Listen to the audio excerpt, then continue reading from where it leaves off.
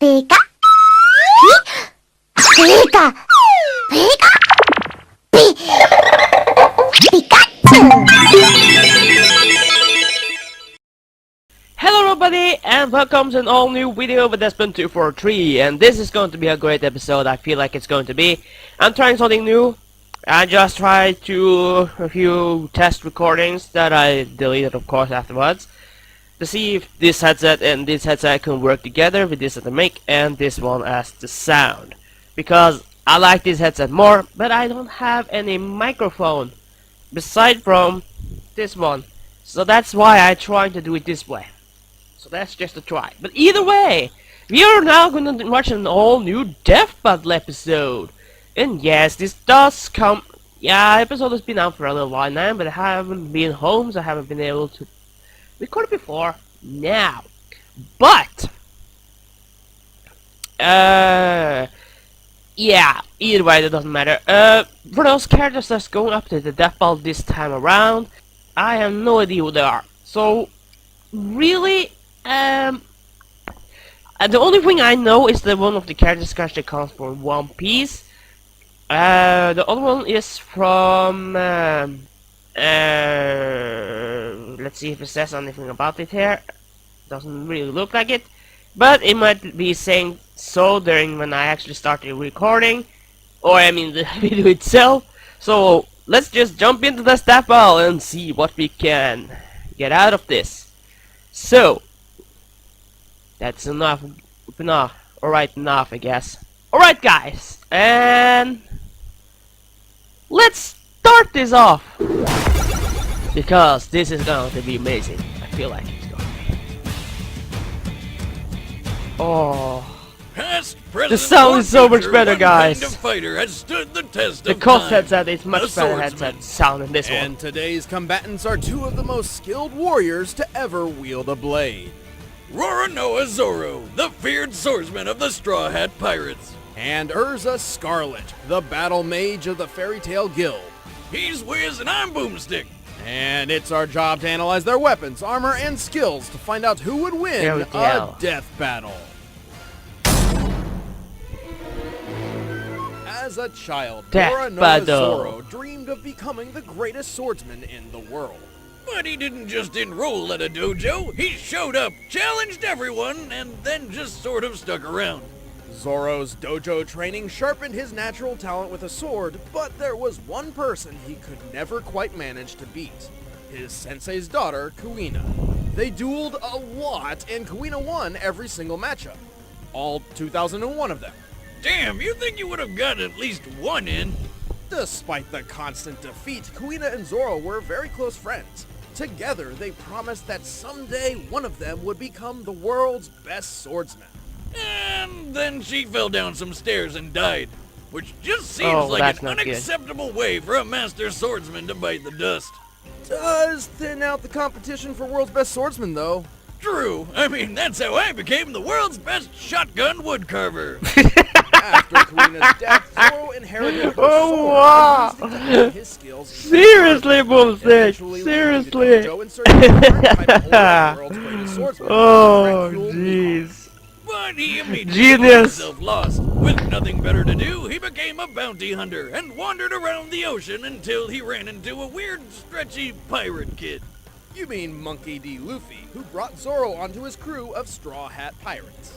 Actually worked out pretty well, since Luffy was already looking to hire him anyway. Turns out, Zoro has quite a reputation. At this point, he was already a master swordsman, and after finding and training under Mihawk, his swordsmanship became legendary. He created his own fighting style, Santoryu, also called three-sword style, because he uses three swords, one in each hand and one in his frickin' mouth. That doesn't seem very safe. Oh, shut up, Wiz. Badasses don't care about safety. Regardless, with the three-sword style, Zoro can perform several unique attacks, including the Onigiri, where he strikes with all three blades at once. Or the Tatsumaki, where he makes a tornado dragon. By swinging his swords a certain way, he can fire compressed air projectiles toward an opponent, like with his deadliest technique, the 1080-pound cannon. And last but not least, he knows the Kyutoryu 9-sword style. Wait! Did he just grow 4 more arms and 2 more heads? How the hell did he do that? It's just an illusion, but it still somehow has physical presence. He's like a human slap chop with a total of 9 swords. That's one way to put it. In addition to his Yeah. skills with a blade, Zoro is able to use Haki, a mysterious power that every living being possesses, but only a select few have learned how to use. Haki, much like Neapolitan ice cream, comes in 3 flavors, and Zoro only has access to chocolate and vanilla. Chocolate, what? I don't even, well, one of those flavors is observation Haki, That's vanilla. of course, which in some ways is similar to Spider-Man's Spidey sense. Zoro can sense the location of other people, even if they're invisible or far away, and can also predict most opponents' attacks. Then Wow. chocolate. Okay, that sounds Everyone's like it can be a favorite really is challenging armament Haki. character to This defeat. lets him form an invisible armor around himself as protection, or harden his swords to make his strikes cut through almost anything. With both Haki, Zoro has been a real asset to the Straw Hat Pirates. They've traveled the world and had a lot of weird adventures. Like that time Zoro fought a literal living mountain man named Pika and sliced him clean in half. A strike so powerful it didn't just cut through Pika, it sent his top half flying upward. Considering Pika's enormous size and approximate mass, this strike had to have been more powerful than the first ever deployed hydrogen bomb, the 11 megaton Castle Romeo. Also, Zoro's pretty damn fast. One time he moved so quickly he seemed invisible to a room full of highly trained assassins. And when the odds are against him, he'll keep pushing himself, even past the point of bleeding out. Thus, he's powered through some incredibly intense pain, such as...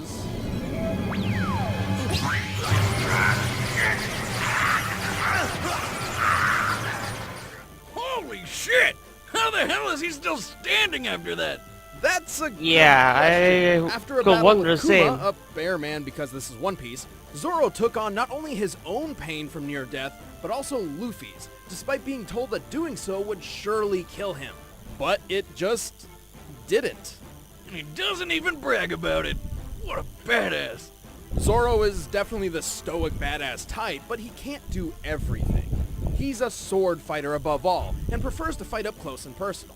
He also has the world's shittiest sense of direction. He gets lost without someone there literally reading the map for him, and could never survive on his own without his friends.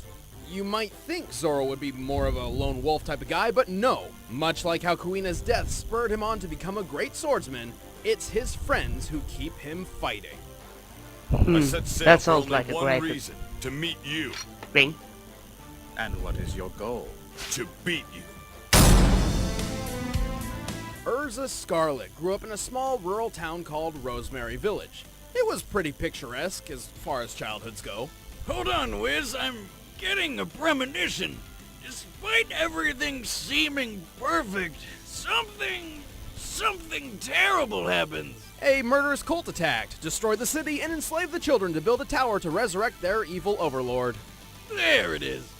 Young Erza was tortured, and while she may have lost an eye in the process, she also gained a friend, Jalal Fernandez. He actually gave Erza her last name, Scarlet, after her red hair. She and her buddies swore they'd escape, so Erza ended up staging a revolt and saved the other slaves thanks to discovering her latent magical powers. Unfortunately, not everyone made it out. Turns out Jalal got possessed by some spirit that made him a huge dick, and she had to go without him. Fine, if you want to Nice. leave so badly, then I'm not going to stop you. But you'll have to go alone. After that nightmare, Erza swore to dedicate her life to helping and protecting the innocent, and so joined the Fairy Tale Magicians Guild. Luckily for them, she possessed a great skill set for a mage. Her main thing is requip magic, which is basically like having an armory with you at all times, without having to lug it around. Requip magic allows Erza to summon her vast array of weapons and armor at will, meaning she can use multiple combinations of swords, lances, and outfits all in one fight without ever really slowing down. Damn, that'd be useful for all my weapons. How many's she packing? She's rumored to have access to as many as 100 sets of armor and 200 weapons. Nice! As far as armor goes, her go-to is the standard Heart Cruise set. But there's also the Heaven's Wheel armor, where she can send swords flying at people, the That's spiky really defensive cool. adamantine armor, and the Black Wing and Flame Empress armors, which have wings for flying. Don't forget her giant armor, which she uses with a lance, purgatory armor, which has a lot of spikes, and, seduction armor? I'm not really sure what purpose this serves. Probably to make enemies terribly aroused. Ever tried to fight with an erection whiz? Yeah. It's not easy. Right. Well, Erza claims her most powerful armor is the Armadura Fairy Armor, which is very pink.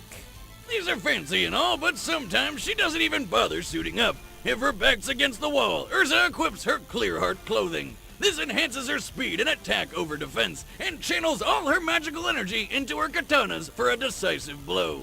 She can charge magic through her swords to perform all sorts of magical attacks, even mixing and matching weapons and armors to better her chances in a fight. She's also just really good at sword fighting. Actually, she's really good with a lot of weapons, including hand-to-hand. That's nice. All of this makes Erza an excellent addition to the Fairy Tail Guild. She quickly became one of its highest-ranking mages and was the youngest member to ever pass the S-Class Mage promotion test. An incredibly difficult gauntlet only the strongest and wisest of warriors can even attempt. Speaking of achievements, she's pretty friggin' strong. Don't believe me? Well, here she is, lancing a hole through a giant floating cube. This cube was about 100 million cubic miles in volume. To punch through it, Erza's lance must have dealt about 16 kilotons of force. Erza's also fast enough to deflect bullets point blank from a flintlock pistol. Guns with a muzzle velocity of about 540 miles per hour. Sounds nice. And that's without a speed boost from her armor. Right, many of her armor sets grant her stat boosts, increasing her speed, magic, defense, etc. She's survived plenty of destructive blasts, including one that blew up an island. Considering that island's size, that's an explosion equivalent to 2 kilotons of TNT. So she's sexy, can survive island-busting attacks, and has a shit ton of weapons? She's basically perfect. Just wish she used a gun or two. Well, she may have a vast armory, but swapping them in and out requires magic, and she can run her supply down if she's not careful. So it's just like a mana bar in those fantasy games you always play.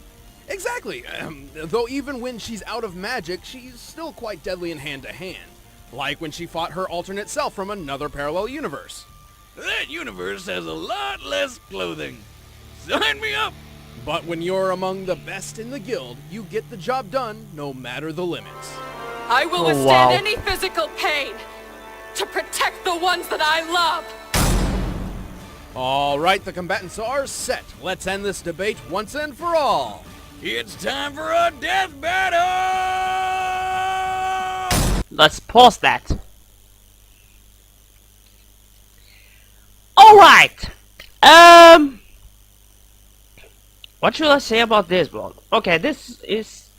Oh, wow! I need to take around my thoughts there. Yeah, you know what I mean. Okay, this can be really challenging. Both of them seem to be really powerful enough. A lot of abilities that are for their own. Every character has that, so that's not a big surprise. But either way, both of them are really good when it comes to sword fighting. So, yeah. But something is telling me that Erza will not win this. Because I'm not sure. Yeah, she's sounds to be really powerful and all. But there's something telling me that Zoro is the one to win. So, yeah, I am gonna take my bet on Zoro. If I'm wrong, cool. Then I see why I'm wrong in the end. But yeah, we'll see how this goes like. Alright, so let's start.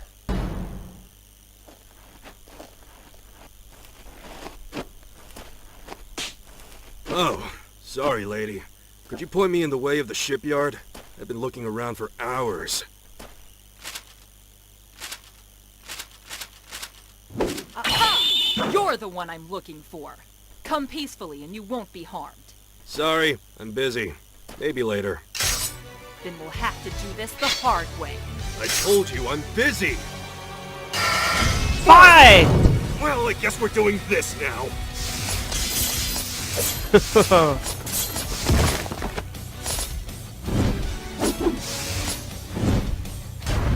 I was sure this battle would be a 3D battle. This was two 2D battles in a row.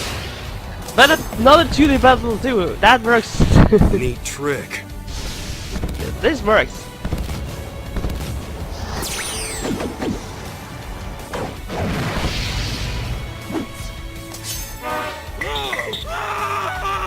He's on fire. Try laughing at this!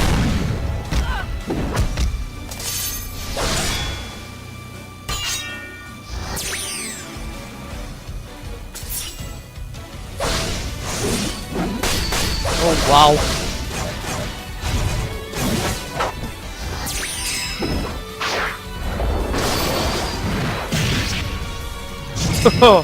This could become a close match, actually.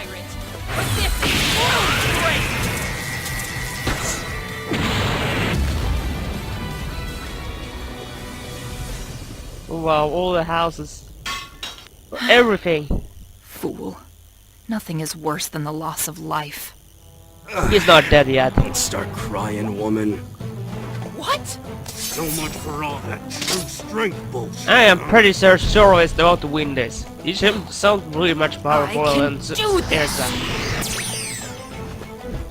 I will claim this bounty for my guild! For my strength!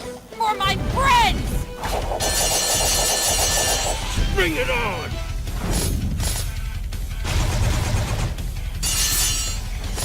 You're not the only one who fights for their friends!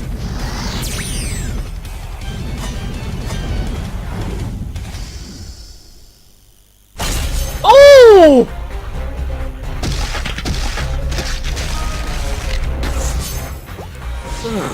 She could have possible have what? Hell is that shipyard? Holy shit! Jesus! Talk about a killing blow!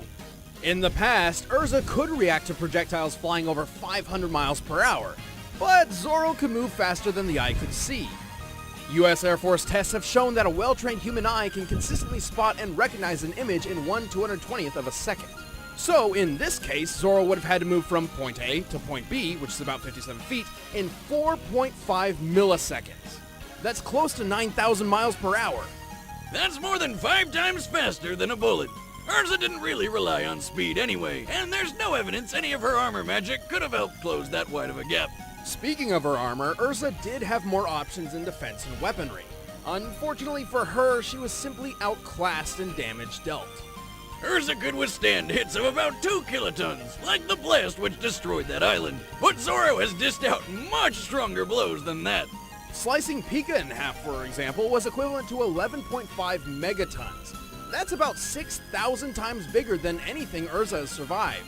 And while Erza's artificial eye may have seen through Zoro's 9-sword style illusion, it couldn't prevent him from actually attacking her. She also had that habit of stripping down to clear hard clothing in a bind. Yeah, it gave her more sword power, but at the cost of less defense. This sounded like a good idea on paper, but close-range combat was Zoro's bread and butter.